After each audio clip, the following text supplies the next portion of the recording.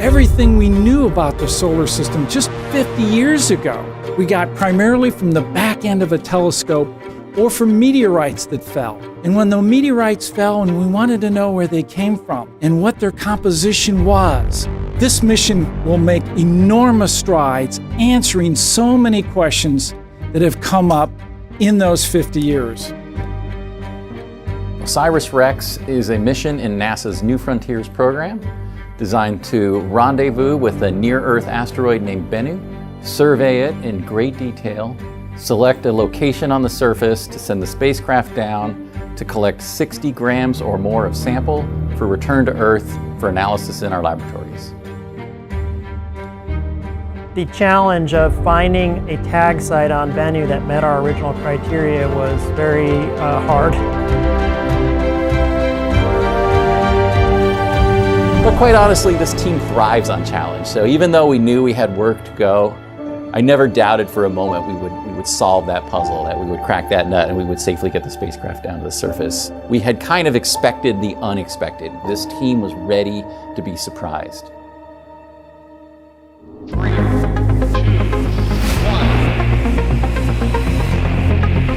And liftoff, OSIRIS-REx.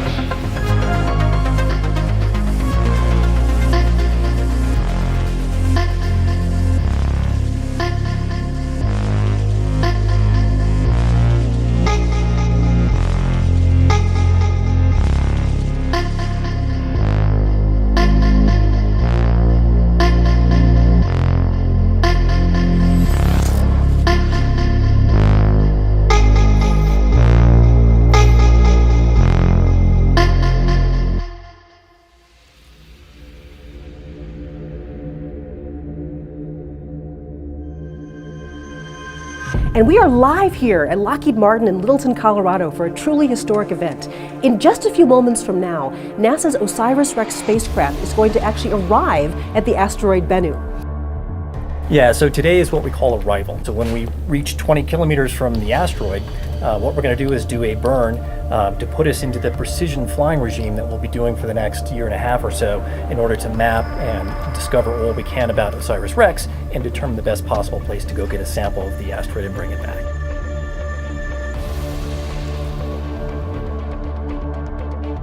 A little nervous, a little excited. I mean, after this burn is completed, we're going to be approximately 7 kilometers away from Bennu at the closest approach. So it's exciting, a little intimidating. There's a lot of feelings going through me right now. It's going to be the first U.S. mission to return a sample from an asteroid. And in fact, this is going to be the largest sample return since the Apollo program brought back the moon rocks.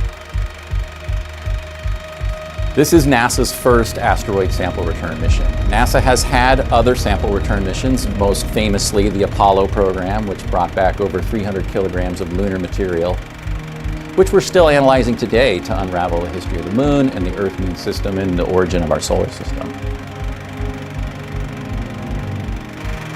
But there's been nothing like OSIRIS-REx in NASA's repertoire.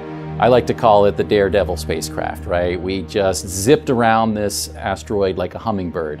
And it's one of the things the microgravity environment does for you, is that you can stop, you can start, you can turn left, you can turn right, you can go into orbit, you can leave orbit. You really can explore the entire near-Earth asteroid environment in exquisite detail with ultra-precision maneuvers on the spacecraft.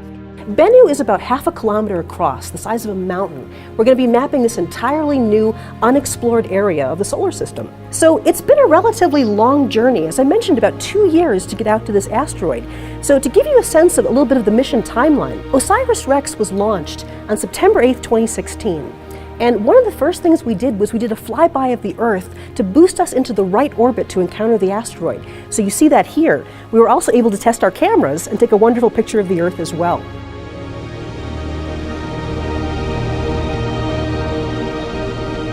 Today we arrive at the asteroid and we begin a 1.5-year program to scan and study the asteroid, eventually finding a location in the summer of 2020 to touch down and acquire the sample. The sample, once acquired, is going to be put into a canister and it's actually going to be returned to Earth. You see here TagSam putting the sample into this canister, and then in the year 2023, September 24th, this will parachute through and actually land on the Utah desert. So what we're going to do now is actually go into the mission support area here at Lockheed Martin. So how much time do we have now? It looks like we have about 40 seconds or so before we start seeing the actual burn.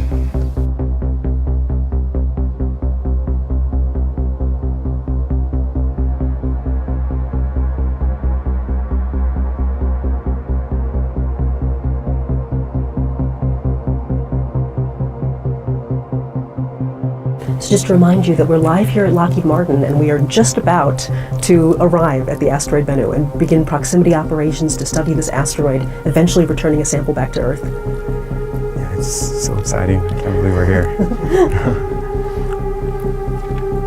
We're right there. All stations, stand by. Burn has started.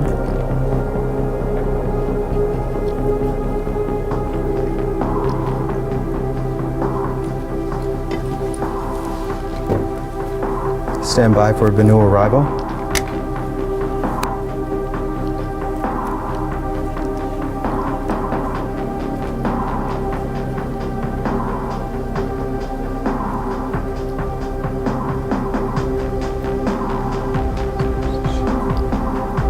So you can see here we have the Doppler residual, so we know the burn is occurring because I'm seeing a change in velocity from the spacecraft.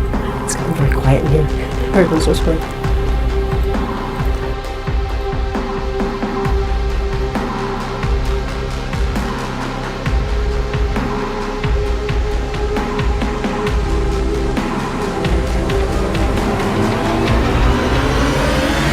We have arrived.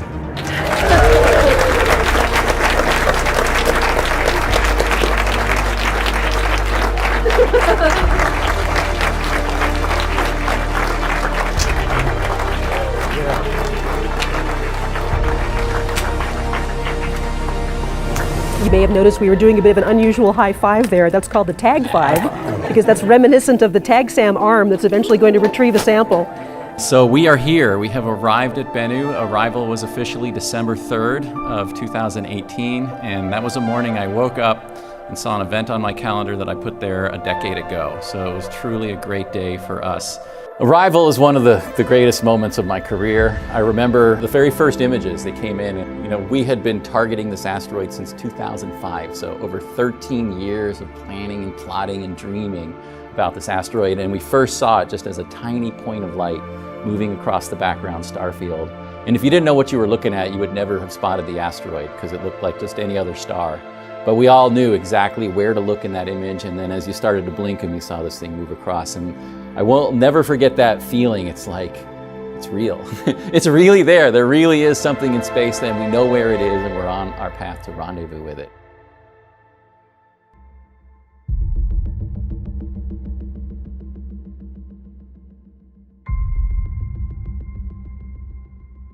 The OSIRIS-REx spacecraft has been navigating around Bennu for about the last 2 years, studying it in great detail, and also overcoming a number of challenges that Bennu has presented. We were looking for locations on Bennu that were 50 meters in diameter, relatively flat, and covered with fine-grained material. And by fine-grained material, I mean stuff that's the size of a dime or smaller. As we started to approach Bennu from a distance and it started to fill up the camera field of view, it looked exactly like we thought it would, with a few boulders sticking out. But as we got closer, we expected to see a very sandy surface with maybe a few boulders here and there. And what we saw is very little sand. And we saw these mountains, we saw boulders, we saw rocks, and we saw very few areas that had this sandy surface that we were expecting and what we had designed to.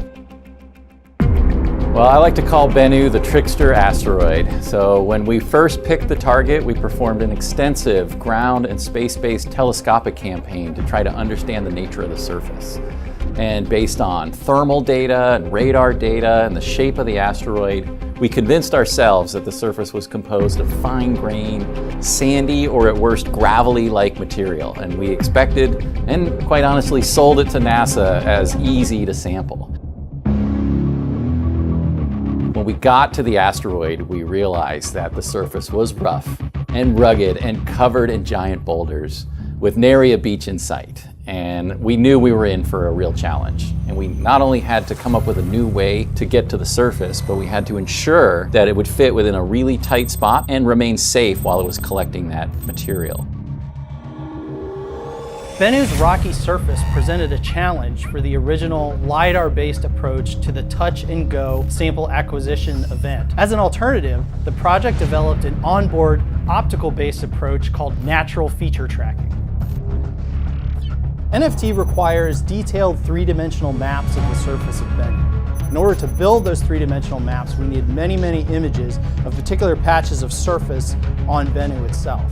And so all these surveys we've done throughout the mission have been at distances between several kilometers from the asteroid down to just a few hundred meters from the surface. And based on those different perspectives and what the shading of that terrain is, it's possible to build a 3D model. Very similar to how we have two eyes that allow us to have depth perception of what we see.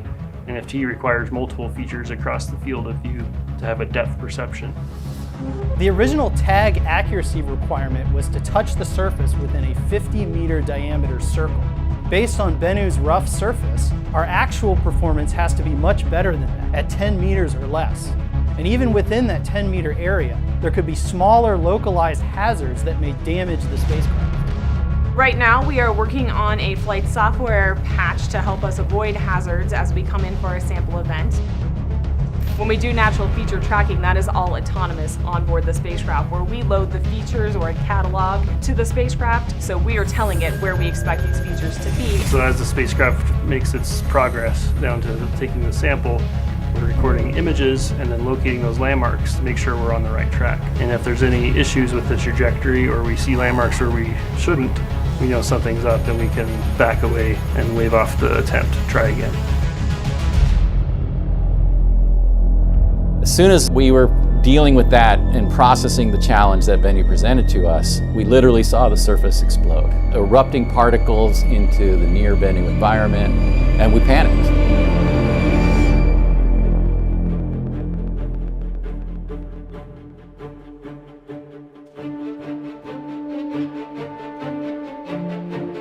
And we thought maybe that this was a hazardous environment and the spacecraft was at risk and maybe the whole mission might be lost.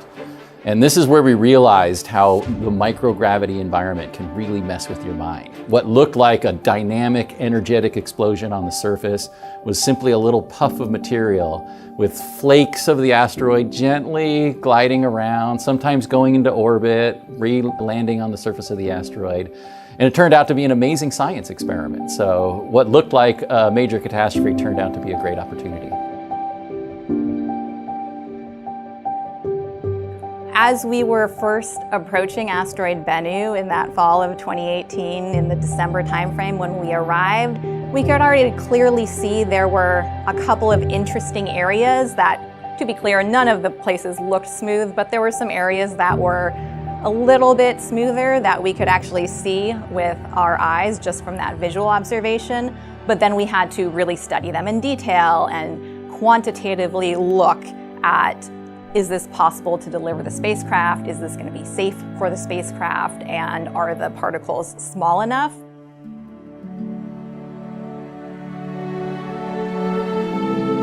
One of the most challenging aspects of pulling together that beautiful global mosaic of Bennu was getting the right data to make a mosaic. So before we even had the images that we stitched together, a few hundred in total, we had to make sure that we were taking images of the surface that were lit at just the right conditions so that you could see small shadows that would outline those particles, and also that were taken at sort of a straight on angle, or as straight on as we could do with our spacecraft, so that you didn't get a lot of distortion. Once we had all of that data, you're dealing with hundreds of images. All of these images have, 1 million pixels or more. It took a lot of effort, but it looks like a very seamless map of Bennu. It's also the finest spatial scale that we have ever mapped a planetary object, which is pretty impressive.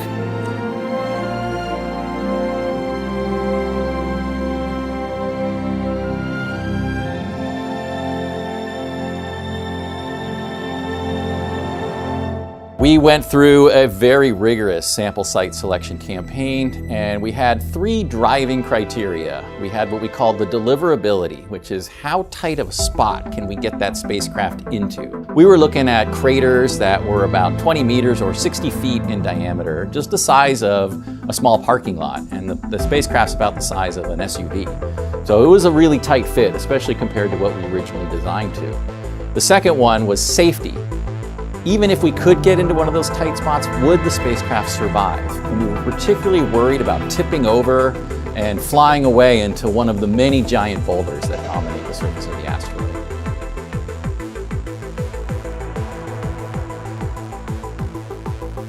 And then the third one was sampleability. If we got the spacecraft there and it was safe, was there anything on the surface for us to pick up? We were looking for particles about 1 inch or 2 centimeters across or smaller. And there's very few patches of material like that on Bennu's surface. So we kind of evaluated all of that. In the background was a parameter we called science value. But the good news was everything on Bennu was scientifically valuable. We saw water-rich clay minerals, and we saw organic molecules, which are 2 of the prime types of material that we were trying to collect. So in the end, we kind of used the basketball tournament analogy, and we started with about 16 sites. We called them the Sweet 16, and we put them up against each other, and we evaluated how much fine-grained material we estimated was there. We couldn't actually see the fine-grained material, but we could see where the big rocks were not, what we called the unresolved patches of the surface, and we assumed that there was fine particles there that we could pick up. We eliminated half down to the Elite 8 and down to the final 4. And when we had the final 4 sites, we performed a series of low altitude reconnaissance passes to kind of do a safety check. And that very quickly revealed that 2 of the sites were quickly out of contention. One of them was simply just too small of a crater, and it looked a lot like one of the other sites, so we were able to eliminate it. And the second one looked really good. In fact, I thought it was the leading contender going into that phase, but it turned out to have a lot of fairly large rocks with the fine material interspersed in between it. And that one was gone, so we were down to 2. One we called Osprey, and one we called Nightingale. Both of them about 20 meter or 60 feet diameter craters. One near the equator, Osprey, one in the northern hemisphere, Nightingale.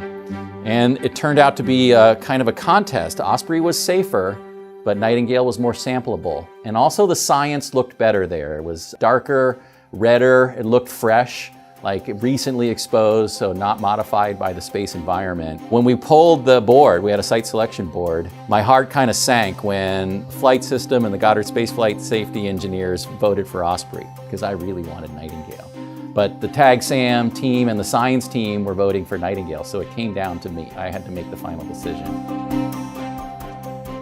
Hello, and thank you for joining us in the booth here at AGU, the American Geophysical Union, for this special edition of NASA Science Live. Today we have a big announcement from the OSIRIS-REx mission. OSIRIS-REx is NASA's first mission to retrieve a sample of an asteroid and return it to Earth. And we're going to find out from where today. So I stepped away from the meeting, I kind of walked out and I said, I have to go with the science, right? I have to go with the science, that's what we came here for. Dante, do you want to tell us which one you've picked? I will. So I'll say that just thinking that we're going to get this sample back to Earth sends chills down my spine. So the winner of the OSIRIS-REx Site Selection Championship is the Nightingale site. All right. Make some noise, audience. And I want the material from Nightingale almost like it was calling to me. So I made the final decision. We're going to go in. The safety was acceptable. Lockheed Martin agreed that they could sample that area, and the science is what made the decision. It was a decision that had a lot of stakeholders, and a lot of people had to come together and make their case before a decision was eventually rendered by our principal investigator, Dante Loretta. And so I remember during the sample site selection meeting, Dante turned to those of us who were scientists on the team and asked what our opinion was.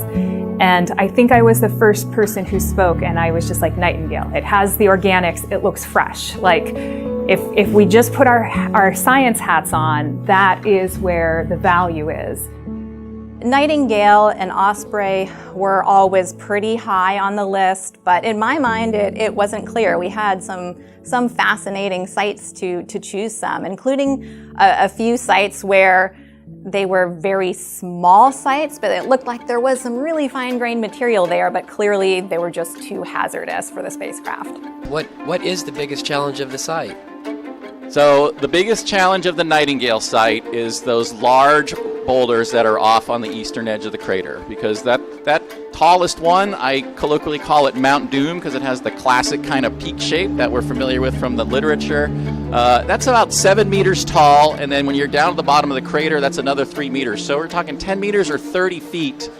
So it's a substantial building-sized obstruction, and we're trying to get into a crater that's on the order of a few parking lot spaces wide. So we are doing a really tight job parking that, and we're aware that we have hazards around us. So precision navigation to that sampled material is our biggest challenge. So all we have left to do to deliver on our promise to the agency is get that sample safely back to the Earth, get it into our laboratories, and answer the fundamental questions about the formation of our solar system and why Earth is a habitable world.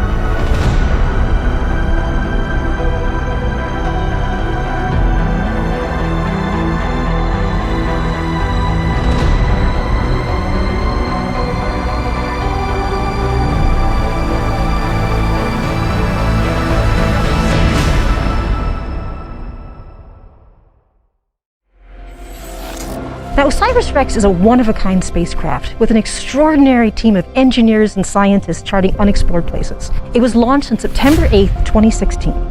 The vehicle has traveled over 2.2 billion miles on a complex route to reach Bennu. You are here with us on a historic evening. It will be NASA's first sample return from an asteroid, the attempt to actually sample the asteroid Bennu. OREX has descended below the 5-meter mark. The hazard map is go for tag. Contact expected in 50 seconds. We're going in. We're going in. This is a reality. We're actually going to be trying to sample on an asteroid. This represents the hopes and dreams, hard work, blood, sweat, and tears of thousands and thousands of people who have worked on this program for over a decade to make this a reality.